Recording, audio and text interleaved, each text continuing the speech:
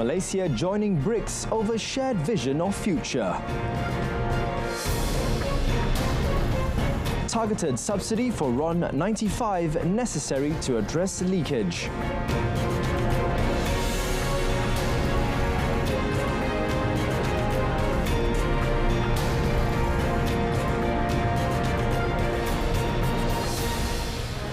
Hello, good evening and Salam Malaysia Madani. Thanks for joining us. My name is Darryl Baptist and you're watching Malaysia Tonight.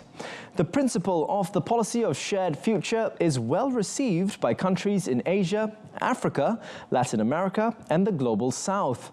And that is precisely why, or rather the reason why, Malaysia agreed to participate in BRICS. Speaking at the opening of the 7th China International Import Expo, or CIIE, in Shanghai, Prime Minister Datuk Seri Anwar Ibrahim urged that the spirit of a shared future be adopted against forces of discord and protectionism.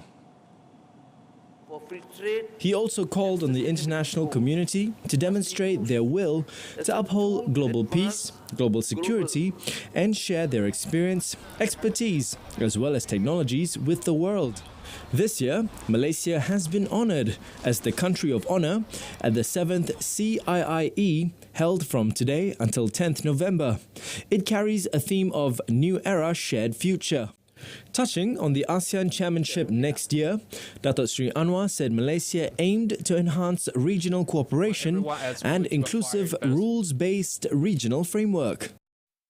As the world's fifth largest economy, ASEAN too has the potential to be a driving force for inclusive socio-economic growth that paves the way for an unprecedented era of sustainable shared prosperity.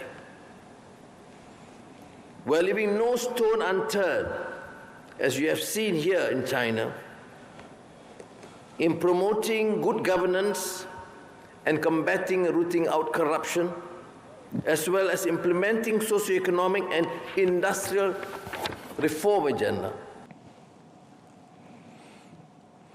Stronger integrity across all sectors, including government-linked companies or GLCs, government-linked investment companies, also known as GLICs, and individuals is essential for ensuring accountability and promoting sustainable national growth. Deputy Prime Minister Datuk Seri Fadillah Yusof also emphasised the critical need to uphold principles such as good governance, sound practices and transparency, which serve as the foundation for the nation's development. Kita mahu sebuah Malaysia yang dimuati bukan hanya kerana kemajuan ekonomi, tetapi juga kerana keteguhan nilai-nilai integriti yang dipegang oleh rakyatnya. Dalam keluarga, kita mendidik anak-anak dengan nilai-nilai murni seperti kejujuran, tanggungjawab dan accountability. Di sekolah pula, pendidikan integriti harus dipupuk sejak awal agar generasi muda kita dapat membesar menjadi warga negara yang beretika. Meanwhile, the Deputy Premier stressed the need to strengthen the Malaysian Institute of Integrity as an expert centre that provides guidance and support to government agencies, the private sector and non-governmental organisations to ensure consistent and effective integrity practices. Moving on to another hot topic amongst the rakyat. The targeted subsidy for RON95 petrol is essential to mitigate leakage involving usage by individuals who should not be benefiting from it. Finance Minister 2, Datuk Seri Amir Hamzah Azizan, said current data estimates that petrol consumption by non-citizens, the commercial sector and smuggling activities accounts for about 40% of total petrol usage. Memandangkan tahap subsidi RON95 sekitar 20 bilion ringgit setahun, jika keterusan kepada bukan warga negara perniagaan dan kaya dapat ditangani, ia bakal menjana penjimatan sehingga 8 bilion ringgit setahun. The Minister was responding to a supplementary question regarding the government's strategies to tackle petrol subsidy leakage to non-citizens and the T15 group, while ensuring that the B40 group can access targeted subsidies for RON 95 petrol in the future. On another note, Datuk Sri Amir Hamzah indicated that recent data reveals a significant decline in diesel sales at petrol stations, which reflects a reduction in smuggling activities involving that fuel. Adding to that, Datuk Sri Amir Hamzah said the ringgit's value is still strong amid recent market developments and adjustments, with the local note rising by 5.03% against the US dollar as of yesterday. Ringgit juga telah mengukuh berbanding mata wang negara serantau sebanyak 13.3% berbanding yen, 12.2% berbanding won, 7.5% berbanding rupiah dan 3.7% berbanding baht. Dari segi perkembangan global, perubahan jangkaan kadar dasar monetary yang lebih rendah di ekonomi utama global, khususnya di Amerika Syarikat, telah menyumbang kepada pengukuhan ringgit. The finance minister too further noted that global factors such as geopolitical unrest in West Asia and elections in the US have also contributed to the volatility of the global financial market, including the ringgit and emerging market currencies. Datuk Sri Amir Hamzah was replying to a question about the ringgit's performance this year compared to the US dollar and other foreign currencies and its reasonable value in line with the rise in foreign investment, the encouraging gross domestic product growth and a controlled inflation rate. Still on the topic of finance, Bank Negara Malaysia is expected to maintain the overnight policy rate, or OPR, at 3% ahead of the Monetary Policy Committee's final review this year. According to Chief Economist of Bank Muamalat Malaysia Berhad, Dr. Muhammad Afzal Nizam Abdul Rashid, the assessment of the interest rates is still based on the domestic economic situation and projected inflation rates. At the same time, external factors are also taken into account, including current developments in the United States. However, it is clear that it is still too early to expect BNM's response to the expected reduction in interest rates in the country, in addition to the uncertainty surrounding the presidential election. Dan saya kira pada mesyuarat akan datang ni keputusannya dijangkalah OPR itu akan dikekalkanlah, dan kalau kita lihat unjuran inflasi yang dibuat oleh pihak kerajaan pada tahun hadapan iaitu sekitar 2% hingga 3.5%, jelas menunjukkan bahawa risiko kepada inflasi di Malaysia ini masih lagi tinggi. Justru itu akan menuntut pihak Bank Negara akan sentiasa berjaga-jaga dalam mentadbir dasar monetary. Meanwhile, investors are expected to continue to take a cautious approach this week and await the election results and the United States Federal Reserve. The announcement of the developed country's non-farm payrolls data, which was lower than expected, may prompt the Fed to ease its monetary policy. As Malaysia continues to be attractive to foreign investors, several industrial firms in China are eyeing investment opportunities in LABUAN, particularly within the island's financial and development sectors. Minister in the Prime Minister's Department of Federal Territories, Dr. Zaliha Mustafa, emphasised the significance of these interests, underscoring LABUAN's potential as a viable economic hub in Asia.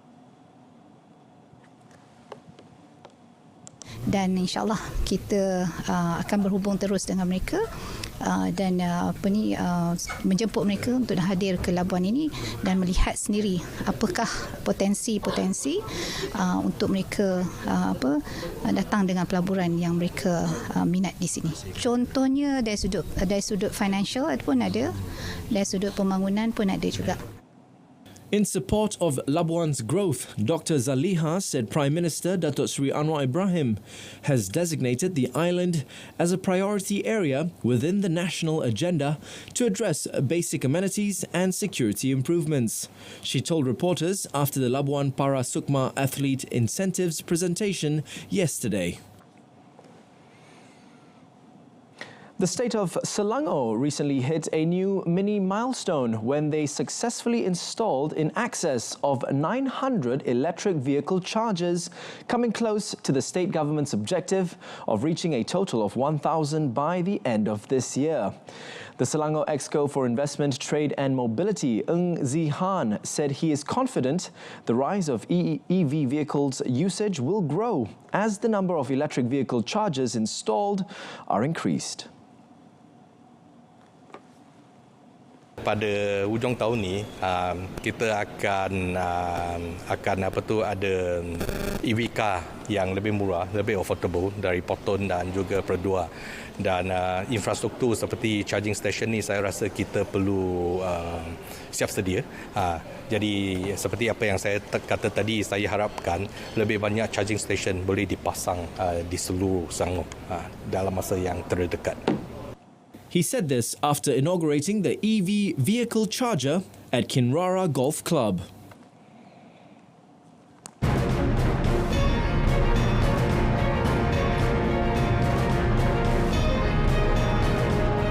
Coming up, government considering new search proposal for MH370.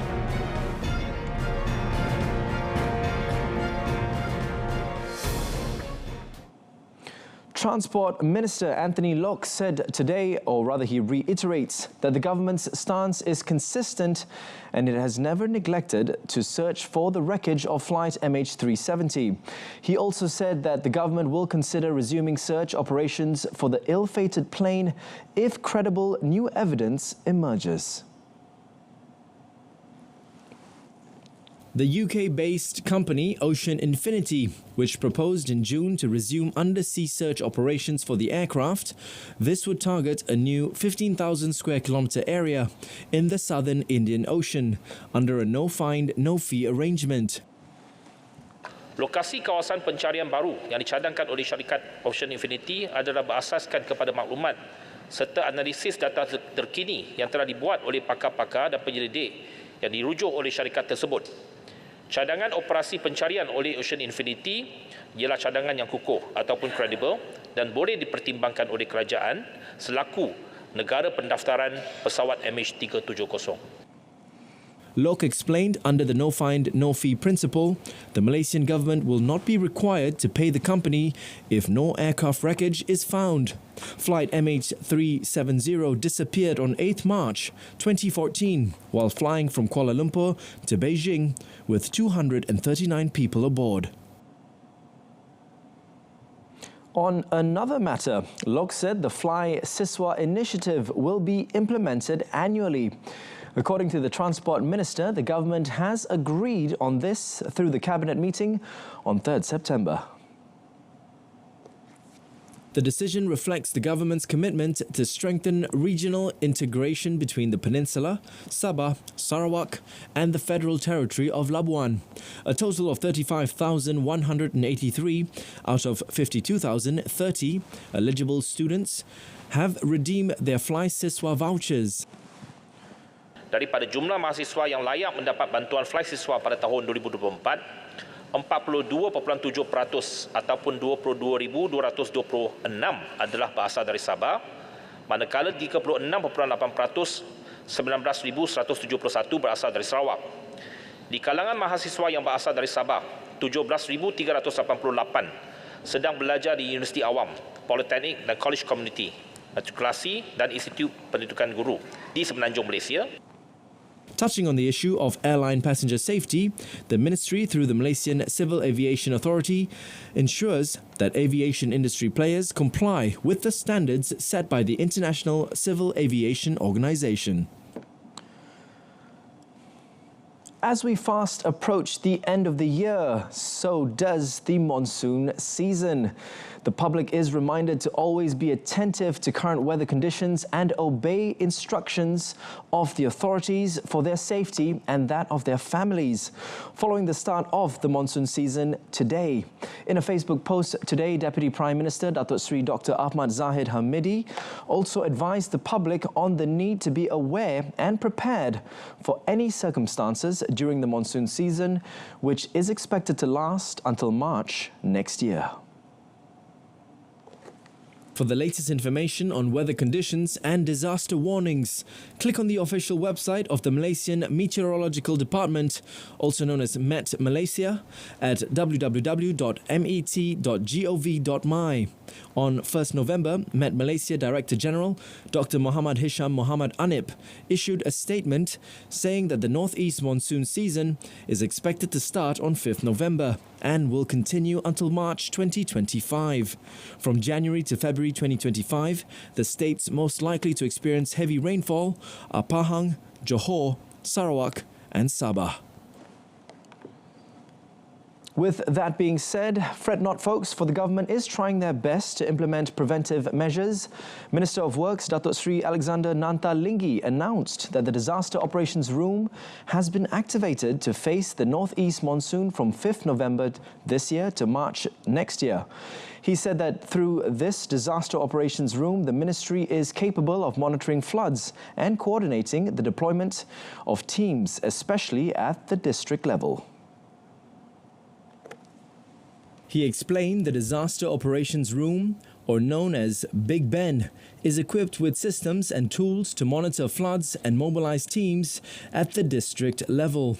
Datuk Sri Alexander made the statement to the media after officiating the 12th Malaysia Roads Conference and the 5th Asia Pacific Roads Congress, World Road Federation, held today, which was also attended by Deputy Minister of Works, Datuk Sri Ahmad Mazlan.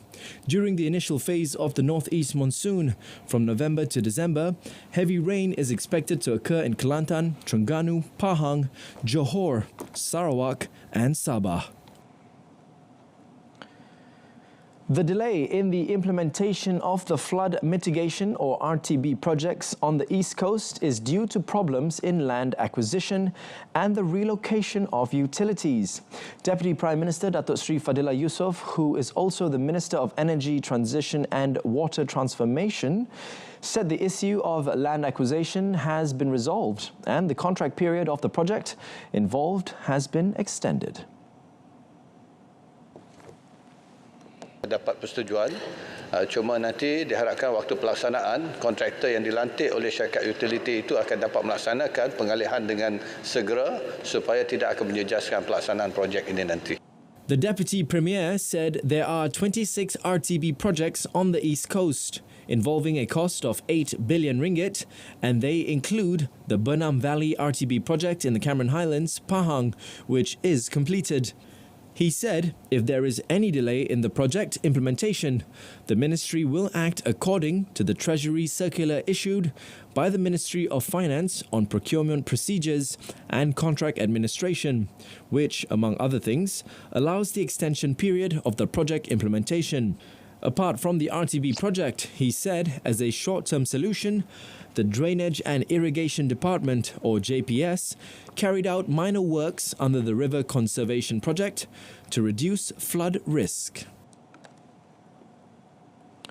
Deputy Prime Minister Datuk Sri Dr. Ahmad Zahid Hamidi today points out that the score for Youth Mental Health Index in 2023 stood at a moderate level of 71.91. Datuk Sri Dr. Ahmad Zahid, who is also the chairman of the Cabinet Committee on Youth Development, said that the score reflects pressures particularly related to the environment, social support and mental well-being.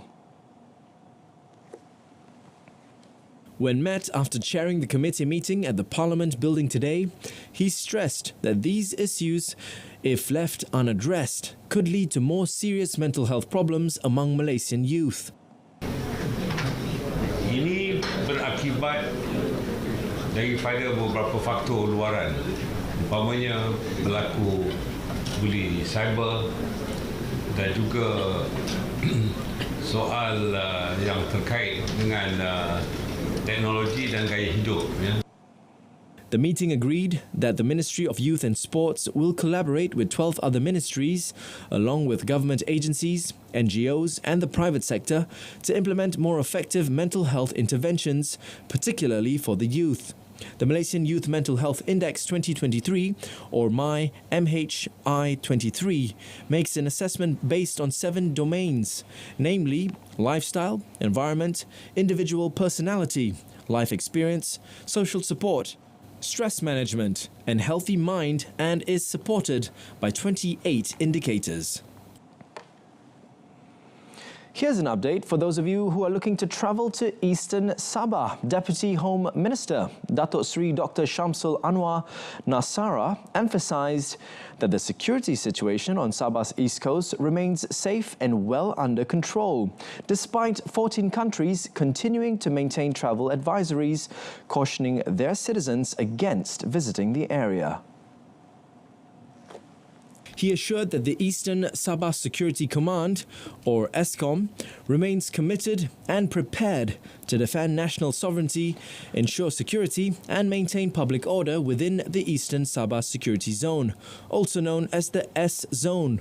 He added that to improve the perception of safety for travellers to Sabah's east coast, measures have included rebranding the curfew in S Zone waters to S Zone Movement Control Order, or MCO, beginning 18th October. In fact, a security assessment and engagement program with foreign representatives in Malaysia was also conducted, offering a first-hand view of the security situation in the S Zone. Road Transport Department, fondly known as JPJ, has issued 11,435 summons for various offences under the Special Motorcycle Operation 2024 since it was launched on the 1st of November. JPJ Director General Dato' Adi Fadli Ramli said the offences identified included not having a competent driving licence, expired motor vehicle licence, no insurance coverage, technical violations such as worn-out tyres and non-functioning brake lights, as well as registration numbers not meeting specifications. JPJ has also seized 135 motorcycles that failed to comply with regulations under the Road Transport Act 1987, Act 333, and its associated regulations. Kita akan kembalikan motosikal tersebut selepas pemilik menyelesaikan kompaun, memperbaharui insurans dan memperbaharui road tax. Tentu kita akan kembalikan semula. Tapi bagi yang keadaan ekstrim, kita akan tengok keadaan. Kita akan tengok kesesuaian kenderaan tersebut. Mungkin kita akan sita dan kita akan angkat untuk lucut hak. Jika pemilik tidak dapat untuk mengembalikan, untuk memberi jaminan mengembalikan motosikal itu kepada keadaan asal. He said a total of 31,851 motorcycles have been inspected, and of that number, 4,533 motorcycles have been taken action against for various offences as of yesterday. He made these remarks at a press conference on the Special Motorcycle Operation 2024 recently.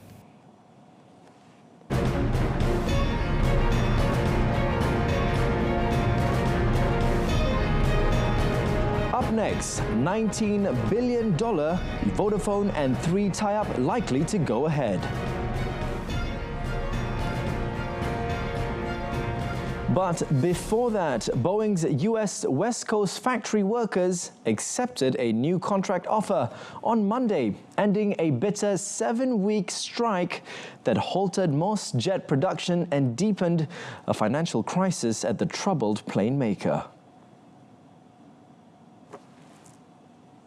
The union said members voted 59% in favour of the new contract, which includes a 38% pay rise spread over 4 years, easing pressure on new Boeing CEO Kelly Ortberg after 2 previous offers were voted down in recent weeks. The end of the first strike in 16 years by Boeing's largest union provides welcome relief for a company that has lurched from one setback to the next since a door panel blew off a near new 737 MAX plane in mid-air in January.